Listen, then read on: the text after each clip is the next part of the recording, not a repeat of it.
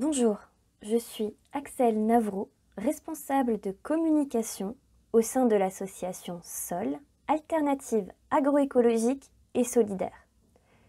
Depuis plus de 40 ans, notre équipe et nos partenaires agissent ensemble en France et à l'international pour soigner la terre et les peuples. Pour ce 4e épisode d'Écosystème, nous partons au centre du Sénégal pour découvrir le projet Bioferme. Pour cette escapade, nous avons pour guide Gilda Buté, chargé des projets Afrique. Et autant vous le dire tout de suite, ce projet, il le connaît bien pour avoir vécu 2 ans au cœur même de celui-ci, au sein de la ferme de formation et de production de Ningis Bamba. Bioferme est né dans un contexte particulier et entend répondre à 2 grands défis que rencontre le Sénégal ces dernières années. Un fort exode rural qui vide les campagnes et les changements climatiques impactant de plus en plus les territoires et notamment les campagnes. Bioferme est ainsi une réponse pour développer la résilience des communautés rurales, mais aussi répondre à leurs besoins essentiels. Bonne écoute. Bonjour, je m'appelle Gilda Buté et je suis chargé de projet Afrique chez SOL, Alternative agroécologique et solidaire. Je m'occupe plus particulièrement de la recherche de financement, l'appui à la coordination et au suivi et évaluation de 2 projets situés en Afrique de l'Ouest, plus précisément au Sénégal. Un premier projet qui vise la valorisation des céréales locales à travers la structuration de filières intégrées de mil et de maïs pour renforcer la souveraineté alimentaire des paysans et paysannes ainsi que des artisans transformateurs de 5 régions dans le centre du pays. Et un second projet, Bioferme Sénégal, dont je vais vous parler aujourd'hui plus en détail. Auparavant, j'ai été chargé de mission sur ce projet, Bioferme Sénégal, pendant plus de 2 ans, où j'étais basé dans la petite commune rurale de Mbacké-Kadior, située à 3 heures au nord-est de Dakar. Cette région, comme la majorité des zones rurales au Sénégal, est fortement affectée par l'exode rural, c'est-à-dire le départ des jeunes des villages vers les grandes villes du pays, ou même cherchant à émigrer vers les pays occidentaux, afin d'y trouver du travail. Cet exode rural résulte du croisement de plusieurs facteurs, dont l'un des principaux est la perte d'attractivité du travail agricole. Celui-ci est traditionnellement effectué pendant la saison des pluies, de juillet à octobre, et centré sur des grandes cultures céréalières et légumineuses. Il subit à la fois les conséquences des changements climatiques, avec une instabilité croissante des précipitations et un assèchement des sols, ainsi que de la dégradation de la qualité des sols cultivables du fait d'une surexploitation liée à des monocultures destinées aux exportations pour les pays occidentaux, dont l'arachide est un exemple type dans la zone du projet. Ce projet, face à ce contexte, est né en 2018 de la rencontre entre SOL et l'association des villageois de Ndem, une association sénégalaise née dans les années 1980 pour faire face justement à ce contexte et revitaliser la petite zone rurale de Ndem Meissa, située dans la région de Bambey. Cette organisation cherche à améliorer l'accès aux besoins essentiels des populations de la zone par l'accès à l'eau, à la santé, à l'éducation, au développement de réseaux de micro-assurance, ainsi qu'à la création d'activités génératrices de revenus autour de l'agroécologie, de la transformation alimentaire ou de l'artisanat. Donc ce projet Bioferme Sénégal se situe actuellement dans les régions de Diourbel et Louga, situées dans le bassin arachidier au centre du pays. Il concerne directement une trentaine de villages de ces 2 régions, à travers 2 sites pilotes, Ningis Bamba et Ndem Meissa.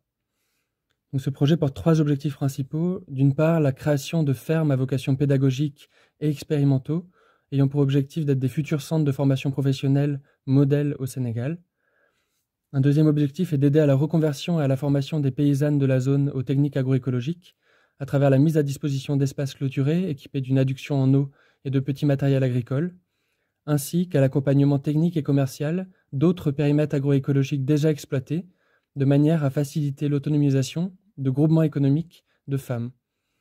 Enfin, un 3e volet du projet vise à sensibiliser largement les habitants des zones du projet, et en particulier les jeunes, à travers les actions menées par le collectif Éco-Jeunes Solidaires.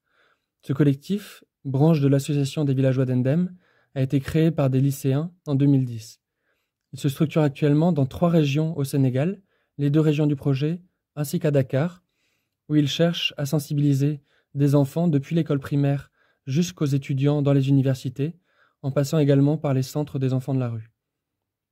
Donc, actuellement, ce projet contribue à la formation de 10 animateurs spécialisés dans 4 grandes thématiques agroécologiques, l'élevage, le maraîchage, l'arboriculture et la pisciculture, avec l'idée que ces 10 animateurs soient des futurs formateurs de 2 centres de formation professionnelle dans les villages de Mbacké-Kadior et de Ndem.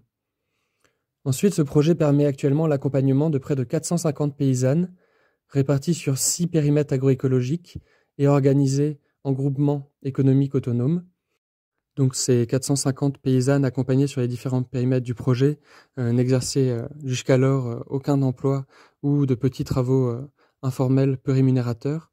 Et donc cet accompagnement s'inscrit à la fois dans une logique d'apprentissage de pratiques agroécologiques, mais également d'appropriation d'outils de gestion économique et d'organisation collective, de manière à réellement permettre leur autonomisation progressive d'ici à la fin du projet, dans un double objectif de dégager des revenus supplémentaires pour leur foyer, ainsi que d'améliorer la qualité nutritionnelle de leur alimentation quotidienne.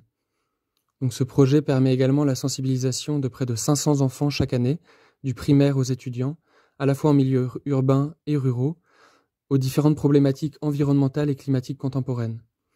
Du fait de la visibilité dont bénéficient les sites de Mbacké-Kadior et d'Ndem, pour des raisons à la fois historiques et culturelles au Sénégal, plusieurs milliers de personnes, visiteurs et visiteuses, sont également sensibilisées chaque année aux enjeux de l'agroécologie et de la consommation responsable, c'est-à-dire de la consommation locale et biologique.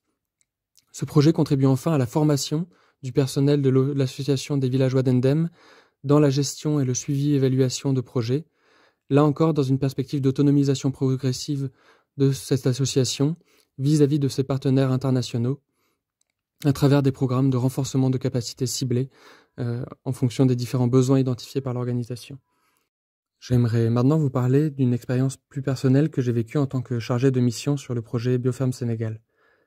Au cours de ces 2 dernières années, passées sur le site de Nguigis Bamba, à Mbacké-Kadior, j'ai pu rencontrer de nombreuses personnes engagées dans l'agroécologie au Sénégal et en Afrique de l'Ouest.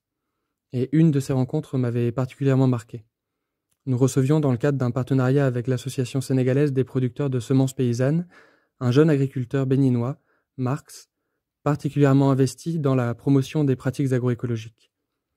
L'idée de cet échange était de pouvoir comparer les différentes pratiques et types de cultures réalisées sur nos fermes respectives, de se partager des conseils techniques et d'identifier les points de convergence en termes de vision et de pratique. Avec Marx et les différents membres de l'équipe du projet, nous avons donc réalisé une visite des différents périmètres agroécologiques de Nguigis Bamba.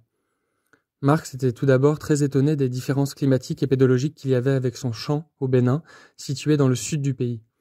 Les conditions de culture en agroécologie, dans un climat tropical, avec un sol particulièrement riche, n'ont en effet absolument rien à voir avec celles des conditions sahéliennes, bien plus hostiles. De riches discussions ont pu notamment avoir lieu autour des techniques de semi-direct, avec notamment la technique de Zaï, que ne connaissait pas du tout Marx.